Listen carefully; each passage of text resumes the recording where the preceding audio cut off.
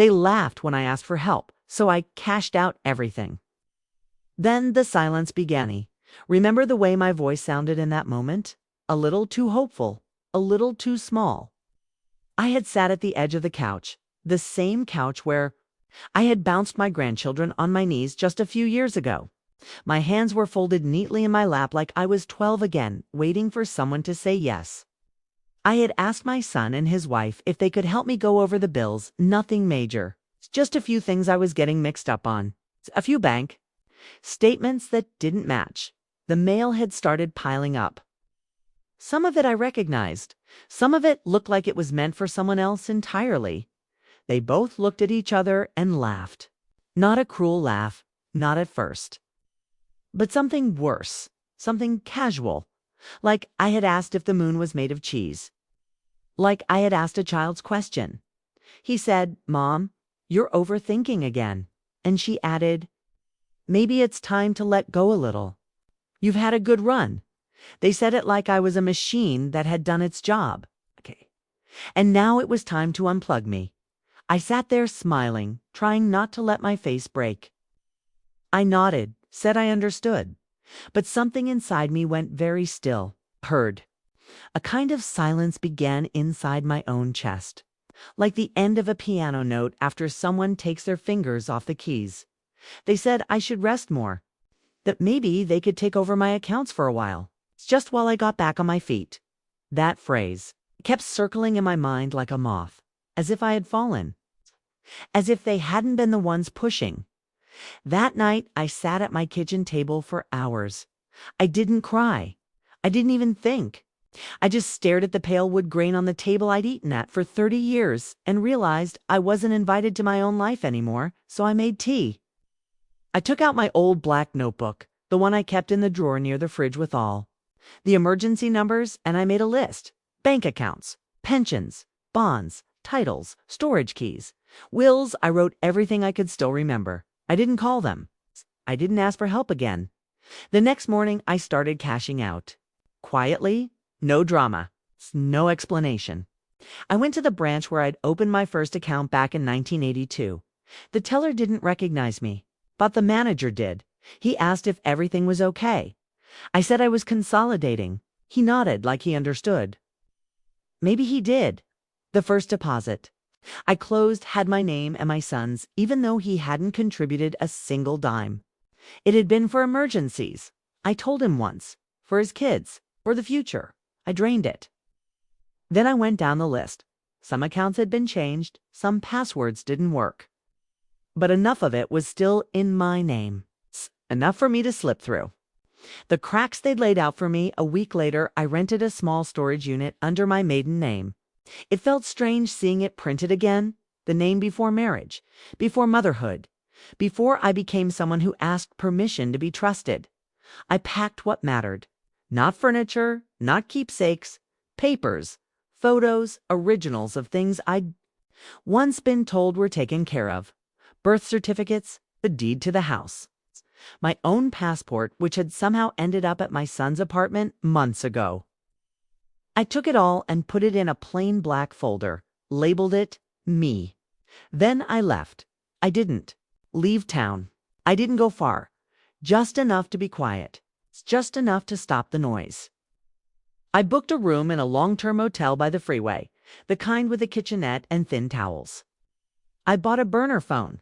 I called no one. The silence that followed wasn't peaceful. It was a kind of echo. An empty hallway inside me where their voices had once lived. I waited for someone to notice I was gone. They didn't. The first text I got was from my daughter-in-law. She said, "Let us know when you're ready to talk." I didn't reply. Then came the call from my son. "Mom, you're being paranoid. Come back home." Home, that word stung.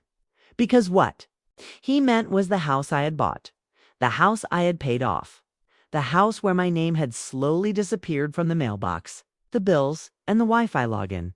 He didn't ask if I was okay. He didn't say he missed me. Just that I was embarrassing myself, so I blocked him. I'd never blocked anyone before. It felt like breaking something holy. But it also felt like shutting a door that needed to stay shut. The silence deepened, and in that silence, I started remembering things I'd ignored for years. Little things. A document I hadn't been allowed to see because it was complicated. A signature that looked oddly like mine, but wasn't. A savings bond. I'd asked about that had mysteriously been used for house repairs. I had let those things go each time because I wanted to be trusted, because I thought that's what love meant. But love, I've learned, is not always the same as loyalty. And sometimes family is a costume people wear when it benefits them.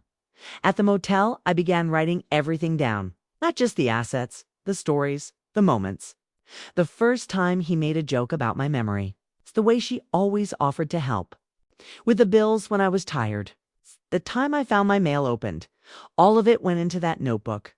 I didn't cry, didn't fall apart. Instead, I made tea, sat with my notebook, and I listened to the silence I had made for myself. A silence that, for the first time in a long time, felt like mine. I used to think love was a kind of armor. When my son was born, I remember feeling like my bones had rearranged themselves around him, like I could take on anything as long as I was holding him. He came out wailing, furious to be here, his little fists clenched tight like he was already fighting something. I cradled him and whispered, "It's okay, I've got you." I meant it with everything I had.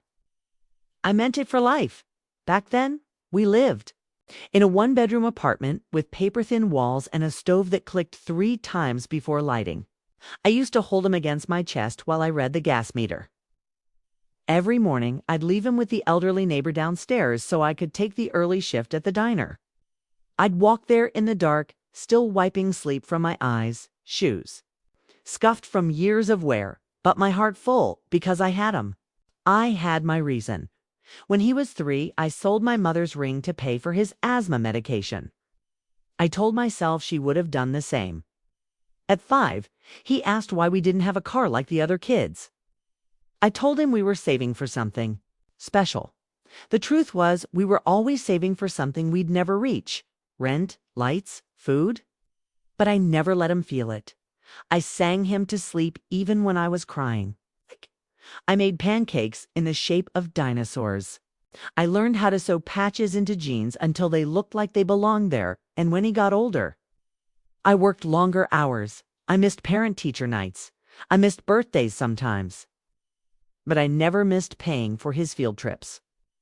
I never missed a chance to tell him how proud I was, even if it was over a voicemail I recorded on my lunch break. When he got accepted into college, wept quietly in the bathroom at work. I saved the acceptance letter in a little plastic sleeve. I read it over and over. Not because I didn't believe it, but because it meant I had done something right. He was the first in our family to go. I helped him pack, bought him a new suitcase, put in fresh socks, packets of noodles, and a note he'd probably never read. I remember standing in the parking lot after dropping him off. He waved once before walking away. I waited until he was inside the dorm building before letting myself feel that cold wind in my chest. The one that says this chapter is over. I didn't resent it. I was proud. But I did feel something loosen inside me. Like I'd handed over the keys to the home I built in my heart. And I wasn't sure if I'd ever get them back. He called sometimes. Less and less over the years. I chalked it up to growth. I told my friends he was busy. Important now, building his future. I bragged about his job interviews, about the woman he was seeing, even though I'd only met her twice and couldn't. Remember her voice? When he got married, I paid for the flowers. He told me not to worry about the guest list. I wasn't sure if that was kindness or a warning. At the wedding, people thought I was his aunt. Someone asked if I was from his wife's side. I laughed and said no. Just the mother of the groom. Still, I clapped at the speeches. I danced when they asked me to. I sat quietly when they didn't. And when they had children, my grandchildren, I brought boxes of toys from the attic. Toys I'd saved from when he was a boy. I offered to help with school pickups, with groceries, with babysitting. Sometimes they said yes, But more often, they said they had it under control. I started to notice how often I was being told to rest. How often they brought me gifts. Scarves I didn't need, blankets I didn't ask for, like they were building me a nest I wasn't allowed to leave. They stopped asking me questions. They made plans without me. They started saying things like, "Don't worry, we've got it covered." And I began to wonder if I was being replaced by convenience. But still, I smiled. I baked for birthdays. I sent checks for Christmas. I told everyone how lucky I was. Because love, I thought, meant giving until you had nothing left. It meant stepping aside even when it hurt. It meant trusting the people you raised not to forget the hands that fed them. I told myself the distance was normal, that I was just being sensitive. That families change, and I should be grateful they still invited me at all.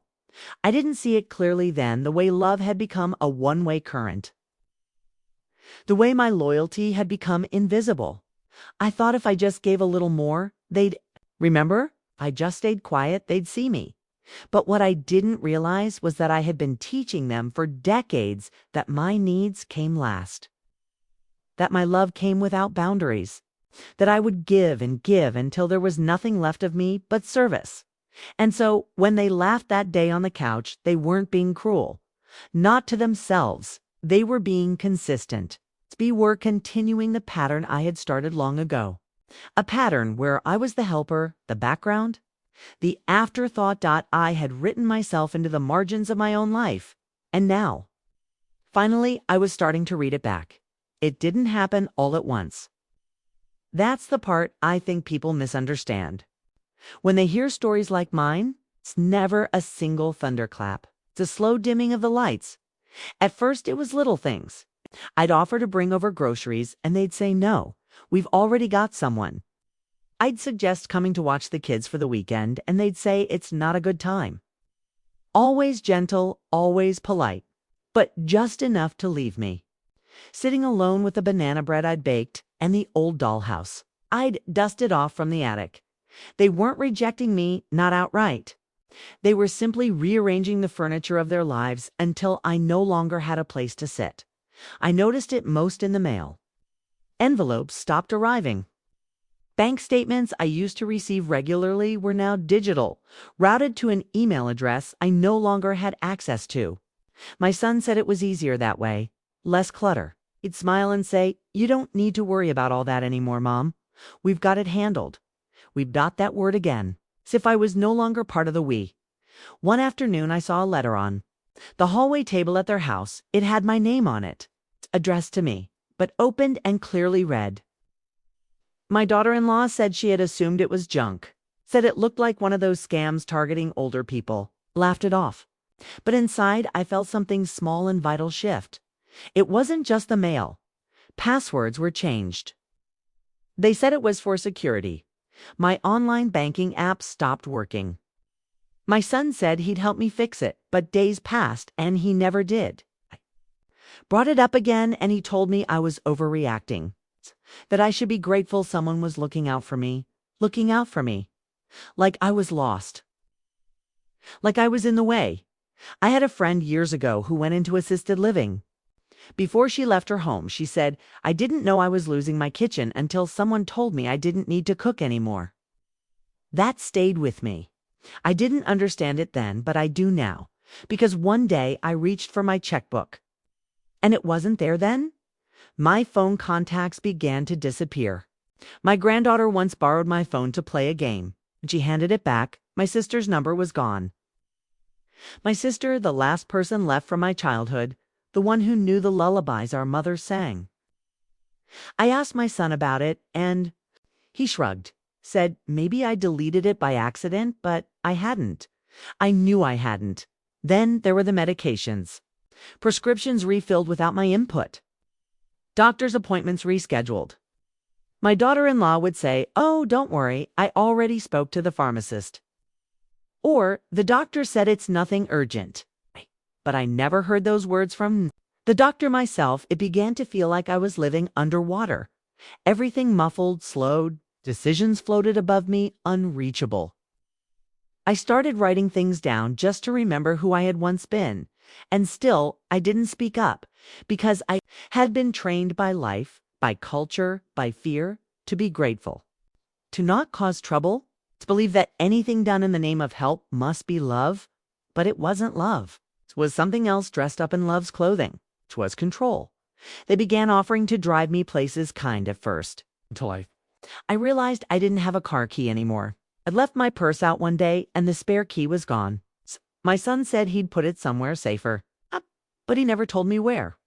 I asked him once gently whether we could sit down and go over my Kate's Lee, whether we could sit down and go over my accounts together just to make sure everything was clear. He smiled, leaned back in his chair, and said, "Mom, I've got it all sorted.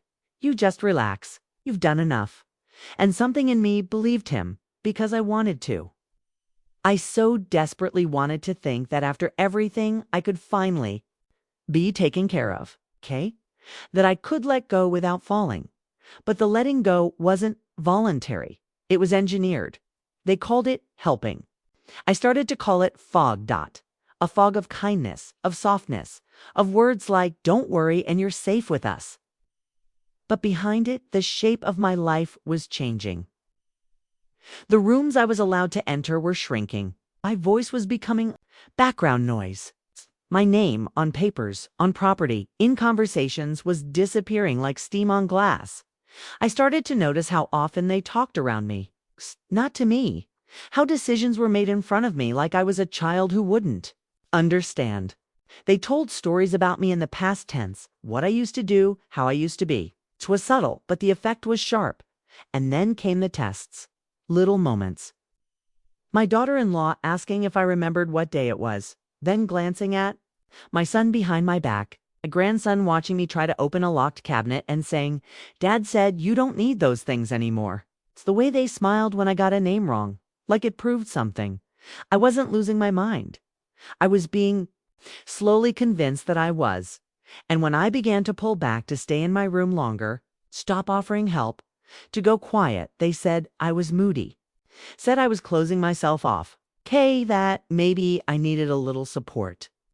A word that sounded an awful lot like surveillance.support, like a railing on a staircase that only goes down. I began to see the whole thing, like a house being rearranged. While I was still inside it, furniture moved, locks changed, walls painted in new colors. Until one day I'd be standing in a room with no doors.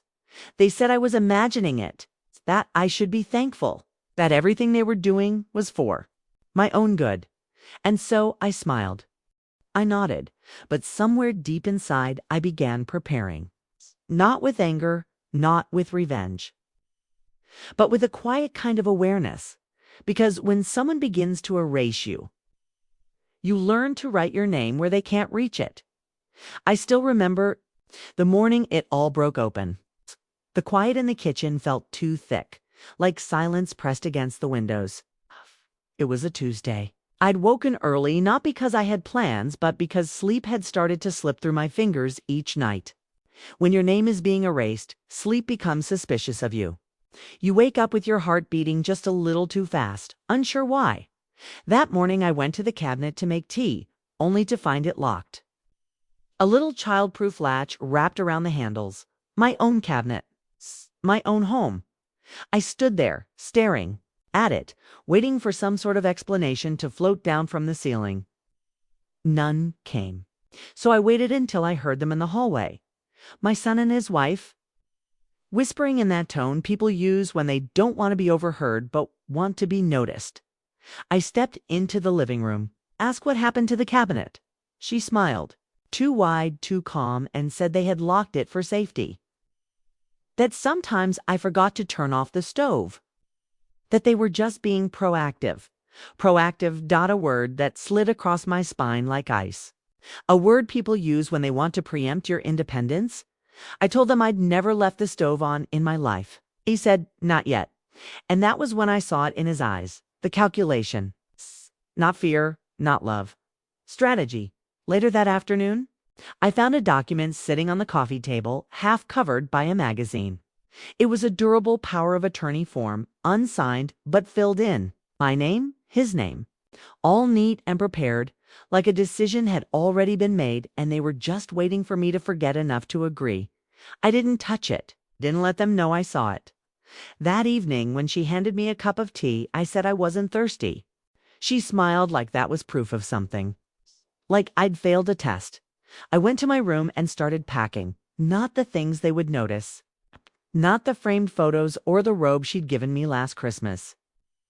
Just the folder I had stored under. The bed, the one labeled me. Birth certificate, original mortgage documents, pension letters. A copy of my will. I tucked them into my bag, folded some clothes around them, and sat in the dark waiting for morning. They must have sensed something. The next morning, the locks were changed. My key no longer worked. I stood outside in the hallway in my slippers, holding a bag of trash I had meant to take out, and I couldn't open my own front door. At first, I thought maybe the key was jammed. I knocked, waited. Then I heard them inside, talking, laughing. I knocked again. He opened the door only part way, holding it like a barrier between us. Said they were in the middle of something. Said it wasn't a good time. I said, I live here. He said, do you? That was the moment. The moment I knew the paper trail had already been set in motion. That something had shifted legally, not just emotionally. That I was no longer considered essential. To my own life, I didn't cry. I didn't beg. I stepped back slowly, walked down the hallway with my bag of trash still in hand, and sat at the bus stop 2 blocks away, shaking. I rode that bus for hours, round and round the city. I had nowhere to go, no plan, just the folder pressed against. My side like armor. Eventually, I got off near a public library, sat on a bench outside, and watched the sun begin to fall behind the buildings. That's when I saw an older woman walking out of the library. She looked like me, little stooped, thin cardigan, worn shoes. She was alone, but she looked like she belonged to herself, and I wanted that. Not to be safe, not to be cared for, but to belong to myself again. I walked into the library and used one of the computers. Looked up the local records office, then the bank, then the social services office. I printed everything I could find, contact numbers, documents, public access records. I slipped them into my folder. I signed up for a temporary mailbox under my maiden name. I opened a new bank account with the few checks I still had in my own handwriting. I became a ghost in my own life. They didn't report me missing, didn't call the police. They called once, just once, and left a message. Mom, you're making this harder than it has to be. We were only trying to help. Call us when you're ready to come home. Home. I listened to that message every night for a week. Not because I wanted to believe it, but because I needed to hear the shape of his voice when he lied. Then one morning, I took a cab to the records office, requested a copy of the deed to the house. The woman at the counter asked for ID. I handed it over. She typed in my name and paused. She looked up at me. She said the deed had been transferred. I asked, to whom? She pointed at the record. My son's name, sole owner. Filed 6 months ago. I stood there, steady, didn't flinch. I thanked her, walked outside into the sharp daylight, and sat on the edge of the sidewalk. That's when the silence changed. It wasn't just a lack of noise anymore. It was space, was clarity. They hadn't just betrayed me emotionally. They had legally erased me, and now, finally, I understood. I had lost my house, but I hadn't lost myself. Not yet. The first days alone felt like walking through smoke, not fire that had already passed. This was the quiet part after, when everything looks intact but smells like ruin. I checked into a motel on the edge of town using my maiden name. It was one of those places you drive past 100 times and never notice unless you're desperate. The walls were thin, the curtains too short, and the bedspread had cigarette burns, even though the sign said no smoking. But it was mine. For the first time in years, the room was mine. Every square inch of it. And no one knew where I was. The silence was a different kind now. Not the kind they gave me, but the kind I chose. It wasn't easy, it wasn't peaceful. but it was mine. The woman at the front desk didn't ask many questions. She took my payment in cash and handed me the key like she'd done this 1,000 times. Maybe she had. Maybe she saw women like me more often than anyone talks about women in their 70s. With steady eyes and no forwarding address, I stayed in that room for 3 weeks. At first, I couldn't even eat. I'd go down to the vending machine, come back with crackers, and stare at them for hours. I was grieving not just the house or my name or the betrayal. I was grieving the version of myself that had trusted too much for too long. Some nights I'd lie in bed and try to remember the last time someone looked at me with love. Not politeness, not obligation, love. The kind that doesn't keep a tally. I couldn't remember. And that scared me more than anything. The motel had a tiny kitchenette. I'd boil water and make tea, the way I always had. Holding the cup was a small act of rebellion, a reminder that I still existed, that my hands still knew warmth. I found myself watching people in the parking lot. A man fixing his car with trembling hands. A woman in nurse scrubs, talking on the phone with her back turned to the world. A couple fighting quietly by the soda machine. We were all ghosts in our own way, holding on, trying to breathe through the fog. One morning, I walked to the corner store. My knees ached, but I liked the feeling of my feet hitting the pavement. The air smelled like rain, though the sky stayed clear. As I passed a payphone, one of the last still standing, I stopped. Just stood there. I hadn't spoken to anyone in over a week. I didn't even know what I'd say if I picked up the receiver. Instead, I sat on the curb and wrote a letter. Not to them, to myself. I wrote down everything I could remember. Every date, every conversation, every red flag I'd ignored. I wrote about the day the cabinet was locked, about the mail that stopped coming, about the way my name had slowly vanished from my own accounts. I wrote until my fingers hurt. When I was done, I folded the letter and tucked it into the folder I now carried with me everywhere. That black folder had become my only anchor. It held the last remaining proof that I had lived a real life, that I wasn't just imagining the erasure. After that day, I started going to the library again, sat at the back, in the warm corner near the window. I read case studies, articles, stories of elder financial abuse. I learned the language of what had happened to me because that's the thing about betrayal. It makes you feel crazy. But once you give it a name, it starts to lose its power. They called it support. I began calling it what it was: coercion, legal manipulation, quiet theft. I found out how common it was. Mothers cut out of their wills without realizing it. Grandmothers signed over power of attorney after a stroke or a fall.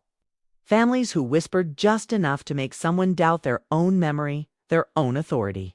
It's called gaslighting now. I didn't grow up with that word, but I know what it feels like. It feels like standing in your kitchen and being told you don't live there. Once I had the words, I started making calls. I spoke to a legal aid, worker who listened without interrupting. She asked if I had documentation. I said I had a folder. She said that was more than most. She told me what to do next. Quiet steps, paper steps, rebuilding steps. I found a small rental apartment in a building near the city bus line. Second floor, no elevator, but I didn't mind. I signed the lease. Myself, paid the deposit with my new account. For the first time in months, I wrote my full name on a legal document. Not my son's version. Not the household version. Not the forgotten version. Mine. I bought secondhand dishes from a thrift store. A kettle. A worn green armchair. I pinned a photo of my mother above the sink. She had known what silence felt like too. I looked at her face every morning as I boiled water, and I felt less alone. In that little apartment, I began to rebuild. Routines. I listened to old records on a borrowed player. I watched the same black and white movies I had watched with my husband when we were young and broke and happy. I took slow walks to nowhere. I kept writing, and every night I opened the folder. I didn't look at it like evidence anymore. I looked at it like scripture, a story of survival. A story of me, they still hadn't found me. Maybe they stopped looking. Maybe they convinced themselves I was unwell, that I needed help, that I had wandered. Imagine them explaining it to their friends.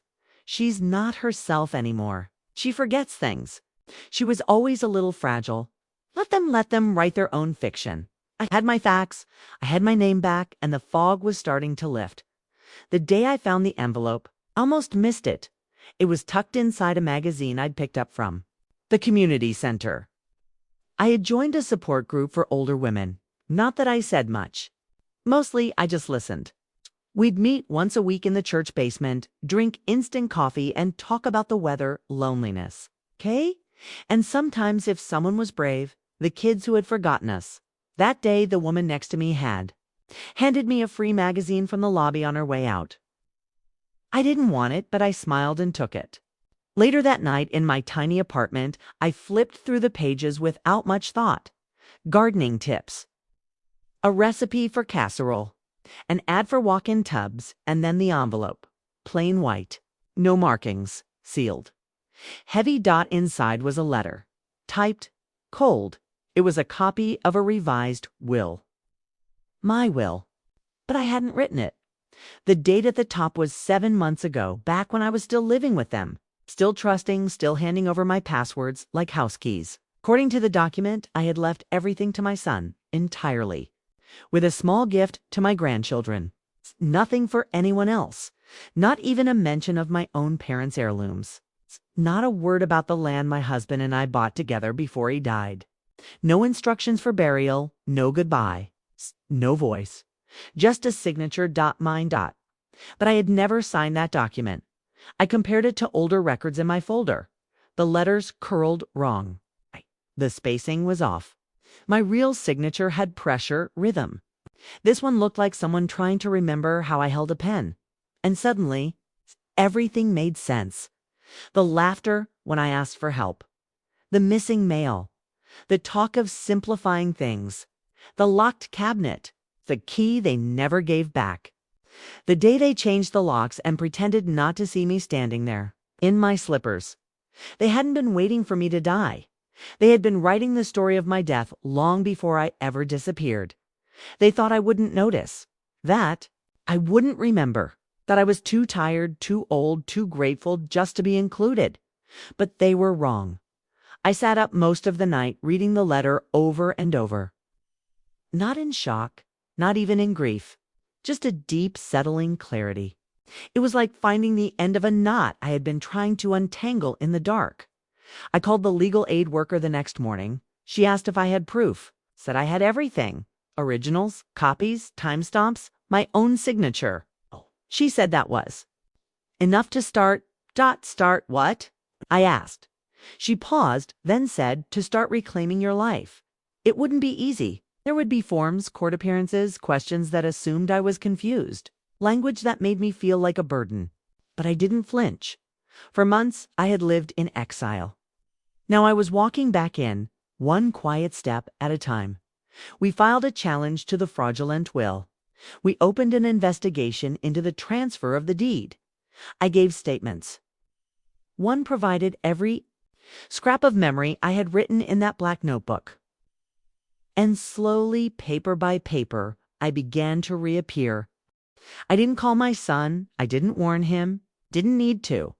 Let the courts ask the questions now. Let the documents speak louder than my voice ever could in their house. Meanwhile, I kept living.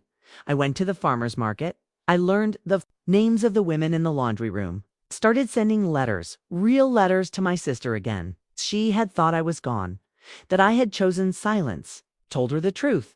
She cried. I didn't have tears left for that. The case took months. During that time, my son sent a single message. It said, "We don't understand why you're doing this." Not an apology, not a question about how I was. It's just disbelief. Like the betrayal had been mutual. Like I had broken the deal by simply surviving. I didn't respond, because the silence they left me in had become something sacred by the end of the year. The court ruled in my favor. The signature had been forged. The transfer of assets was declared invalid. The house was returned to my name. My accounts reopened. My name restored on every record that mattered. But I didn't move back. I didn't want the house anymore.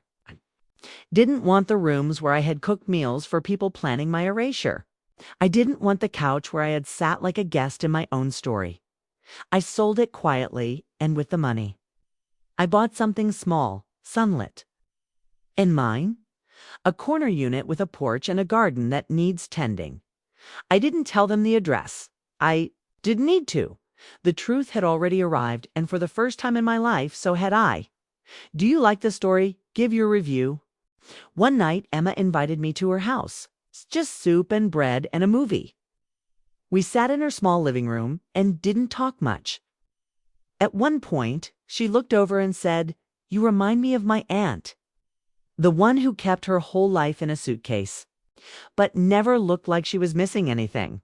I laughed, and then I cried a little, quietly. Not because I was sad, but because someone saw me. Really saw me, not as a mother, not as a role, just as a person sitting in a chair holding a warm bowl allowed to exist. I walked home under the stars. There was no moon that night. It's just the hush of leaves and my own steady feet. I didn't feel like a ghost. I didn't feel erased. I felt whole. The thing about rebuilding is that no one claps for you. There's no applause for surviving what no one else saw. But sometimes, in the middle of buttering toast or folding towels, I catch myself humming. And that's enough. That's everything. It came in the form of a letter, not an email. Not a voicemail or message left ringing on some forgotten number. Just paper. Cream-colored, folded cleanly in thirds, sealed with the kind of care you only use when you're not sure you should be sending something at all. It was postmarked from their city. No return name, but I knew the handwriting before I opened it. Sarah, the same hand that used to scrawl crayon drawings of stick figure families where I always had the biggest smile. I didn't open it right away. I made tea, sat on the porch with the ducks still trailing wake in the canal. I held the envelope like it might speak if I waited long enough. It didn't, so I opened it to pages. Her handwriting was smaller than I remembered, tighter, like she was trying to hold something in. She started with, "I hope this reaches you, wherever you are." Then she said she knew now that I was gone on purpose, that it wasn't a mistake or an accident or some kind of breakdown, that I had chosen to vanish. She said she'd been thinking a lot about what I must have felt, that maybe she hadn't seen it then, but she saw it now. "You were always there." And I never asked what that cost. That was the line that stung because it was true. Then she wrote about David, about the money, about how she hadn't known at first, not really, but that somewhere along the way she stopped asking questions because it was easier not to know. And that made her complicit. That was her word, complicit. She said she wasn't writing to make it right, that she knew it was too late for that. "I just want you to know I see it now. I see you. At the end." She asked nothing. No phone call, no address request, no apology wrapped in expectation, just this: "I miss you. I miss what I didn't know I had." And that was the first honest thing she's ever said to me. I folded the letter and set it on the table, beside my chair. It didn't undo anything, but it didn't feel like manipulation. It felt like a door gently clicking shut, not slamming. And maybe that's what an apology really is. Not a key to reopen, but a closing done properly. I sat with it for a long time, but the sun slipped lower behind the water. I didn't cry, but I did feel something soften, not for her, for myself, for the version of me that stayed too long, hoping someone would notice. She deserved better. That night I wrote a letter back, not to send, just to write, "Dear Sarah, I don't miss who you became, but I miss who I was when I believed. You saw me. I forgive you, but I won't return." I wrote it slowly, folded it, tucked it in the back of the notebook I now kept for myself. The new one, the one with soft green pages and no pain in its margins. The next day I saw Marla at the library. She was shelving new arrivals. She asked if I'd read the book she saved. For me last week, I said yes, twice. She smiled. She asked, "You're doing okay, aren't you?" And I nodded because I was later that week, a package arrived. No note inside. Just the scarf I had knit years ago for Sarah's daughter. The one that never showed up in the video. Still folded, untouched. I didn't know if it was a peace offering or a return. I didn't care. I donated it to the thrift shop. Regina said someone would love it. Good yarn shouldn't sit in closets. That night I lit a candle. Not for grief. Not for memory. Just for light. A soft glow in a room I owned. Completely. They hadn't asked for forgiveness. But they'd sent something close to recognition. And that was enough not to let them back in, but to let them go completely when someone sees you only in your absence. It says everything. I didn't need to answer the letter. It had never been about what they would say. It was always about what I finally could know. No. I will not come back. No. I will not make it easier for you by returning to a shape that suits you. And yes, I have peace now, because I no longer require anyone's permission to keep it. That's the thing about silence. Once it settles in, you stop fearing it, you begin to speak inside it. And the voice that answers back is your own. There's a small stretch of beach at the edge of town. It isn't grand, no crashing waves, no postcard view. Just sand the color of bone and water that folds into itself quietly, like it doesn't want to wake anyone. I walk there sometimes, not on a schedule. It's just when I feel the weight of memory pressing too close, or when the air feels too still in my apartment and I need the sound of something older than I am. That's where I took the last thing, the final page of the notebook, the first one from the old notebook. I had kept it longer than I meant to, not out of sentiment, but out of some quiet loyalty to who I was back then. The woman who needed to write down every wound just to know she wasn't imagining it. I had torn out the other pages long ago. Burned them. But this one, the first entry, the one written in shaky handwriting late at night, where I'd written, "Sarah forgot my birthday this year." Not even a text. Maybe she's busy. Maybe I need to stop expecting. I had kept it folded in the back of a drawer. I didn't know. Why? Maybe part of me wanted to remember how small the first crack was, but I didn't need it anymore, so I took it with me. It's tucked into the inside pocket of my jacket. The wind was sharp that morning. It's not cold, just insistent. I walked the shore slowly, shoes in one hand, letting the water touch my feet. The sand was damp, packed down by time and tide. A gull hovered nearby, watching, as if it knew I had something to leave behind. I unfolded the page and read it one last time. Not with sadness, with gentleness, I whispered. "You did your best." Then I tore it in half, and again I let the pieces fall into the water. They floated briefly, then sank. The tide didn't resist. It took them as if they'd always belonged to it. Afterward, I sat on a weathered bench and closed my eyes. No one knew where I was. No one was waiting. And for the first time in years, that didn't feel like loneliness. It felt like freedom. I thought about Sarah's letter, still folded in a drawer I might never open again. I thought about David's silence after the panic passed. How neither of them had reached again after realizing the door wouldn't reopen. That's what happens. I think when someone finally holds their boundary long enough for others to stop knocking, they drift.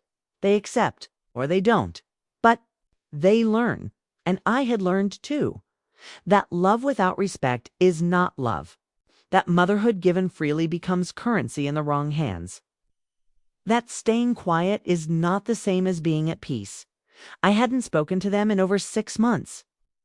And still, I found myself breathing easier.